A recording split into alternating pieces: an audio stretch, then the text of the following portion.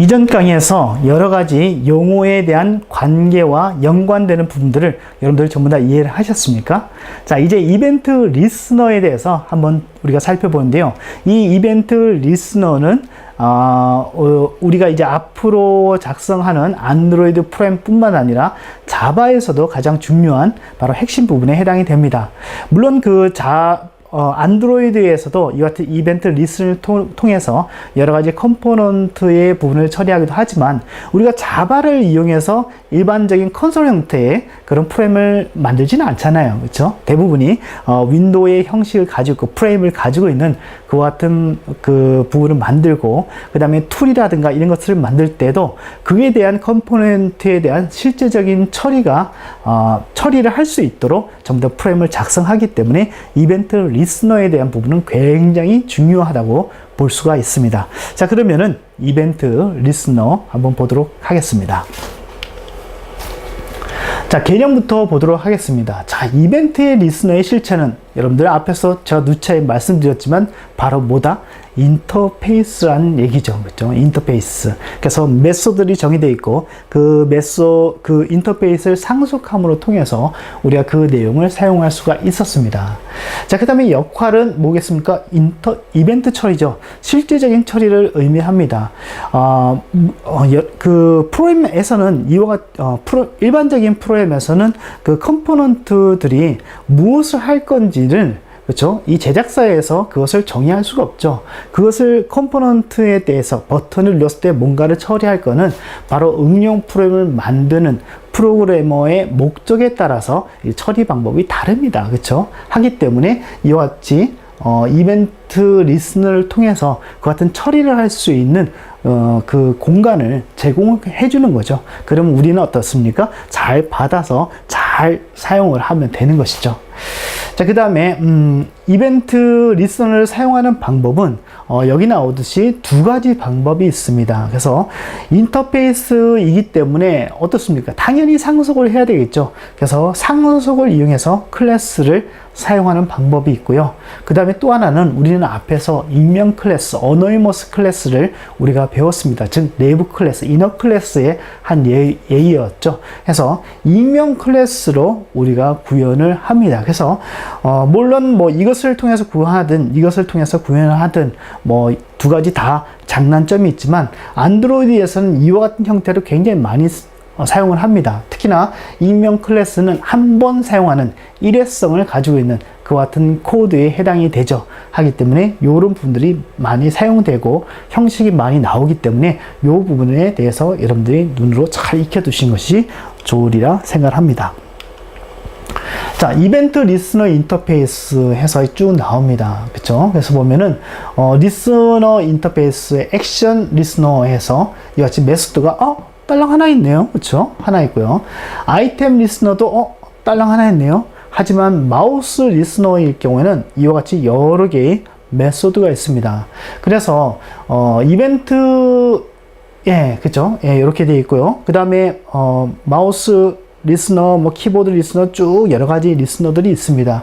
자, 주의할 것은 만약에 마우스 리스너를 통해서 우리가 그 프레임을 하는 경우에 지금 어떻습니까? 4개가 있죠. 하지만 나는 마우스가 클릭했을 때만 뭔가를 처리하고 싶다 해서 요것만 이제 처리를 하겠다 해서 요것만 사용하면 됩니까?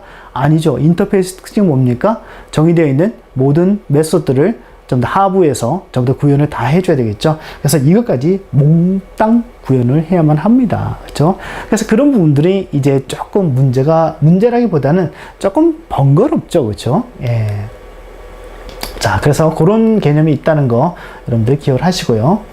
자, 일단은 이벤트 리스너를 만들어야지만 우리가 거기에 해당되는 처리를 할 수가 있겠죠. 그래서 그거는 예제를 통해서 우리가 쭉 보면서 그 내용을 살펴보도록 하겠습니다. 자, 이벤트 리스너를 상속한 내부 클래스의 구현 이렇게 되어 있습니다. 그래서 내부 클래스 또는 뭐 익명 클래스라고 하는데요. 자, 그래서 이것은 우리가 그 예제를 통해서 보시면 됩니다. 뭐 이미 이벤트 리스너라고 해서 인터페이스가 이미 있기 때문에 이와 같은 인터페이스를 그대로 사용하면 되고, 그렇죠? 그 다음에 내부 클래스니, 뭐 내부 클래스 또는 뭐 이면 클래스니, 이런 얘기들은 우리가 이미 앞에서 배웠던 내용들이기 때문에 그것이 실제로 어떤 식으로 들어가는가, 그렇죠? 그 부분만 여러분들이 유심히 바라보면 되죠. 그래서 요거는 버튼의 제목을 클릭할 때마다 변경하는 예제를 통해서 내부 클래스 구현했을 때와 익명 클래스로 이렇게 구현했을 때 두 가지로 나누어서 이렇게 한번 보도록 하겠습니다. 그래서 이와 같이 있는데 뭐 플레이에서 딱 누르면 다시 스탑 되고 스탑 누르면 다시 플레이로 나오는 이와 같은 소스를 한번 보도록 하겠습니다. 그래서 이벤트 리스너가 실제 어떻게 만들어지는지 보겠습니다. 자, 일단은 이벤트 그 리스너를 우리가 하기 위해서는 이런 그 임포트 문이 있어야 되겠죠. 그렇죠? 임포트 문이 있어야 되고, 그 다음에 여기 나오듯이 스윙 연습해 가지고 이와 같이 넣었습니다.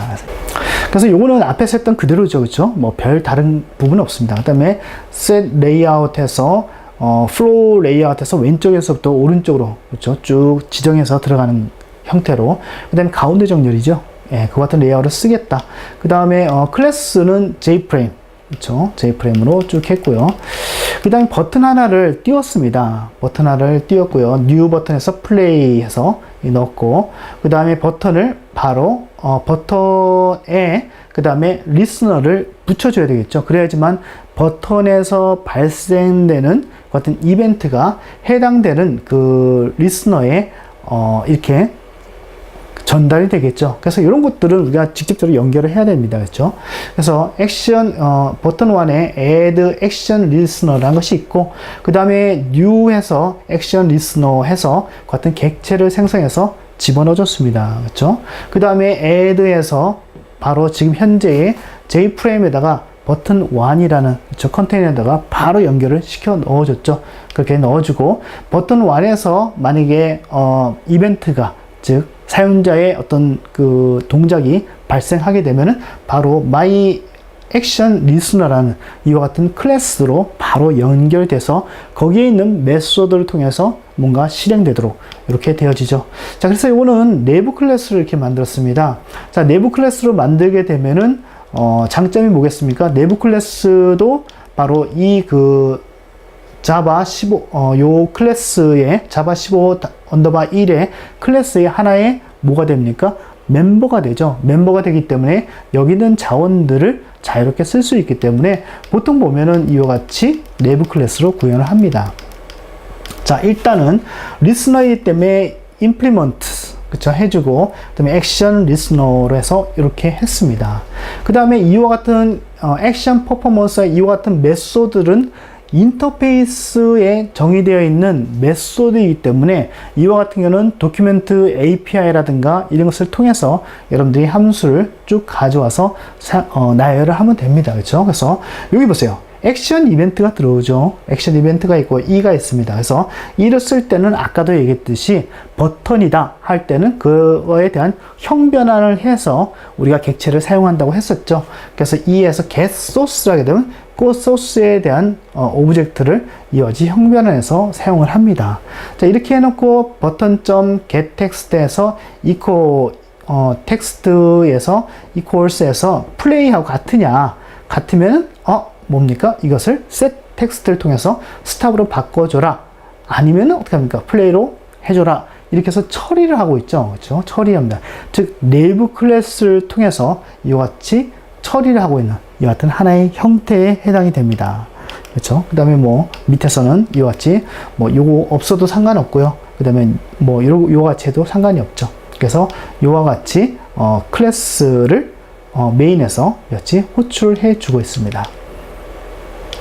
자, 그럼 버튼이 중요한 것은 버튼이 클릭할 때마다 리스너하고 연결하기 위해서 add action listener라는 함수를, 메소드를 이용하고 그 다음에 거기에 대한 정의를 내부 클래스로 이렇게 만든다는 것이 가장 중요합니다.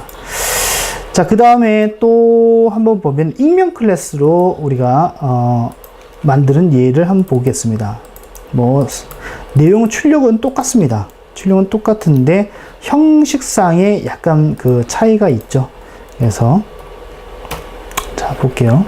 뭐 별건 아니죠. 이미 다 했으니까. 임포트 자바에서 뭐 요거는 똑같습니다. 그렇죠? 똑같고요.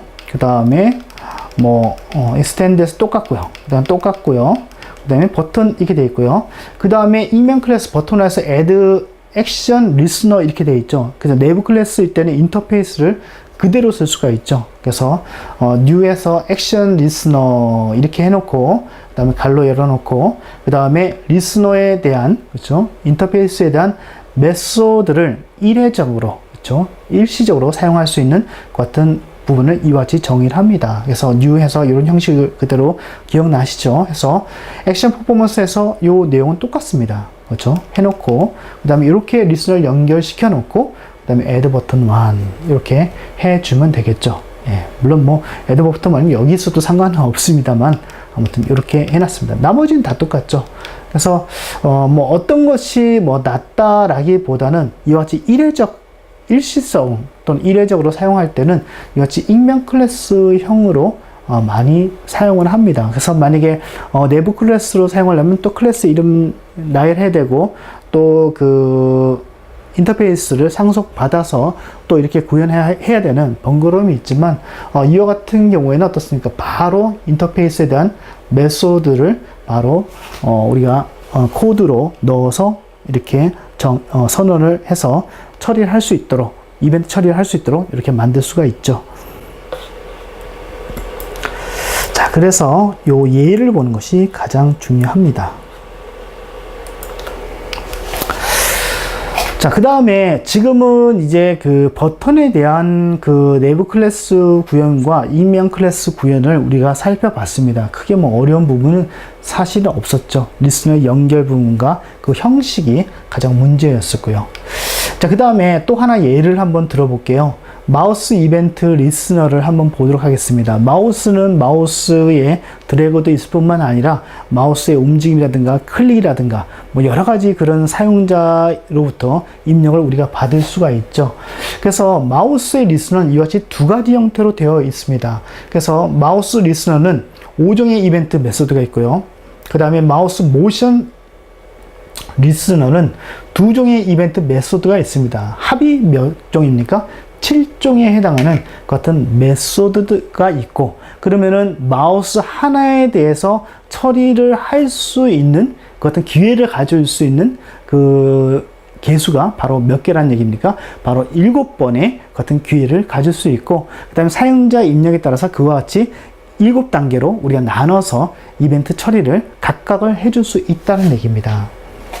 자, 그래서 처리 내용에 따라 이제 이벤트 메소드를 이걸 쓸 것인지 이걸 쓸 것인지를 우리가 결정을 해야만 합니다. 그 다음에 마우스 좌표를 출력하기 위해서는 일단 제 판넬과 같은 컨테이너 하나 있으면 좋겠죠. 컨테이너하고 그 다음 판넬은 여러 가지 컴포넌트를 올려놓고 그것을 하나의 그룹으로 이렇게 다룰 수가 있습니다. 해놓고 제 라벨을 통해서 어떻게 합니까? 계속적으로 그 마우스에 대한 정보를 우리가 출력을 할 수가 있겠죠. 그래서 마우스의 좌표 출력 예를 한번 보면서 이와 같은 마우스 이벤트 리스너를 어떻게 처리하는지 그 사항을 보도록 하겠습니다. 자, 그래서 이벤트로 할 것인지 모션을 할 것인지는 우리가 처리하고자 하는 그 처리 내용에 따라서 인터페이스를 달리 써야 되겠죠. 자, 일단은 요 부분은 똑같습니다. 그 다음에 extend jframe에서 판넬을 만들었습니다. 그렇죠? 클래스 안에서 이같이 멤버로 해서 만들었고요. 그 다음에 라벨과 이렇게 만들죠. 그래서 이런 부분들은 제가 생각할 때는 굉장히 좋은 것 같아요. C++에서는 이런 부분들이 사실은 없는 부분이죠. 하지만 이 자바에서는 이런 부분이 있기 때문에 이렇게 선언과 동시에 이 객체가 생성된과 동시에 이와 같이 객체를 생성할 수 있다는 거, 이것은 굉장히 좀 좋지 않나 생각을 합니다. 자, 그 다음에 이와 같이 이 부분 마우스 출력하고 그 다음에 이런 부분들은 똑같죠, 그렇죠? 똑같고요. 그 다음에 판넬 1에다가 add해서 라벨을 붙였습니다. 저 라벨을 붙였고요.